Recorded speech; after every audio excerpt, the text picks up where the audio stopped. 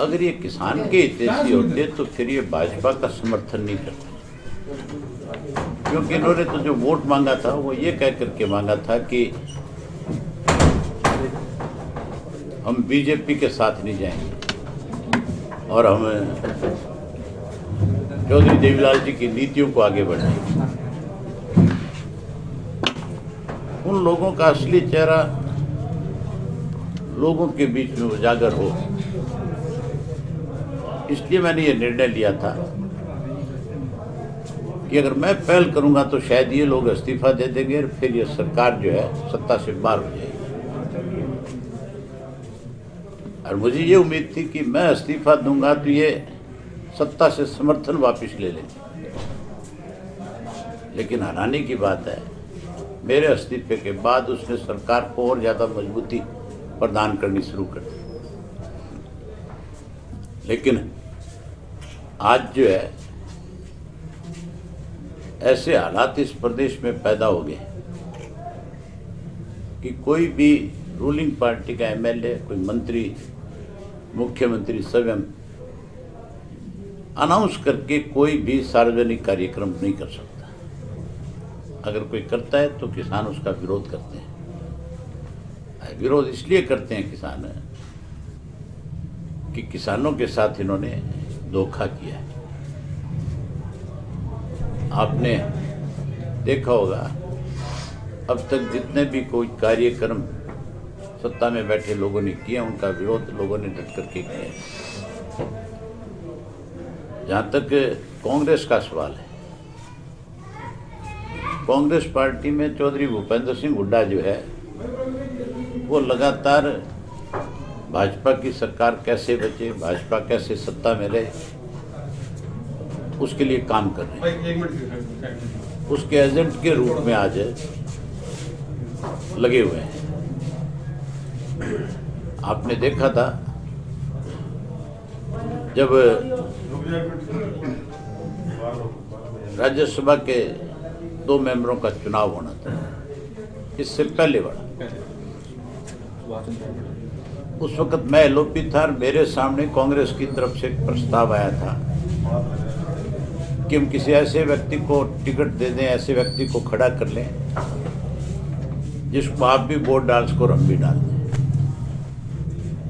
तो मैंने कहा कोई बात नहीं, अब इस समय मैं सबसे बातचीत कर लूँ, उसके बाद आपके साथ बैठ के बात करूँ।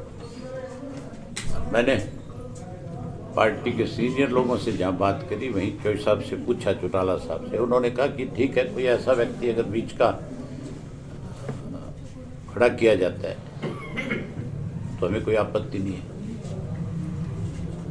आर के आनंद का नाम आ गया जिसपे हम दोनों सहमत थे। आर के आनंद को चुनाव जीतना चाहिए था क्योंकि वोट की संख्या हमारी 37 थी और बीजेपी के पास 7 मेंबर्स की कमी थी। भूपेंद्र सिंह हुड्डा ने अपना बैलेट पेपर खाली छोड़ा, उसके साथ जो पेन की स्याही बदली और उसके साथ साथ सुरजेवाड़ा ने अपना बैलेट पेपर जो कैंसिल करवाया। उसकी वजह से आर के आनंद तो हार गया, सुभाष चंद्रा चुनाव जीत गया। तो सुभाष चंद्रा को चुनाव जिताने का मकसद जो था बीजेपी की मदद करना था,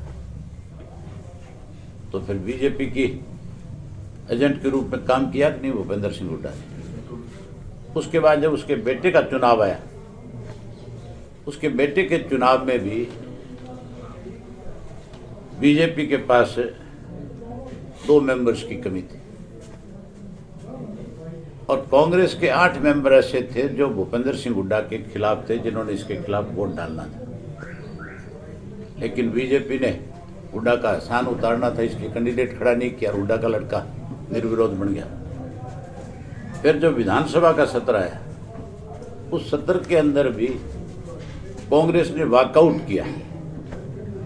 सरकार की तरफ से जब प्रस्ताव आया कि इन तीनों कृषि के बिलों पे हम केंद्र की सरकार की बात पे मोहर लगाएंगे, तो जहां उनका हाउस में बैठ करके किसान का पक्ष रखना चाहिए था, जहां इन बिलों का विरोध करना चाहिए था, बजाय विरोध करने के वेल में गए शोर मचाया, कुछ मेंबर्स को तो नेम करके बाहर कर दिया, और हुड्डा और किरण दोनों जो है वॉकआउट करके गए।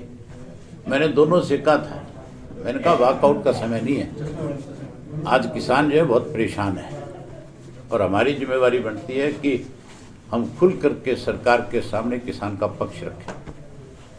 और ये जो प्रस्ताव लाए, ये प्रस्ताव पास ना हो, इसके लिए हमें लड़ाई लड़नी चाहिए। वो चले गए। मैंने 50 मिनट तक सरकार को जो है एक टांग पे खड़ा किया, और ये मैं नहीं कहता, आप सब लोगों को पता है, आप सब ने वो सारी की सारी कार्रवाई देखी है।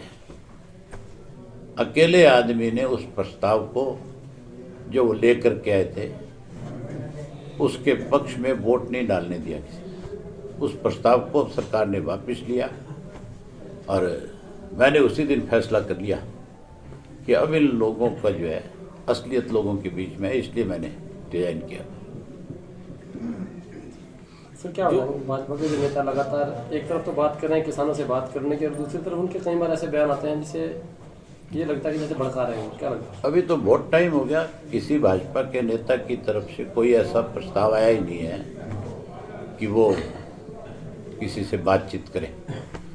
2 मई के बाद इनके समझ में आएगी, जब ये पांचों के पांचों विधानसभा के जो चुनाव हो रहे हैं, इनमें जो मुंह की खा के आएंगे, तब फिर कि किसान से बातचीत आगे बढ़ाएंगे।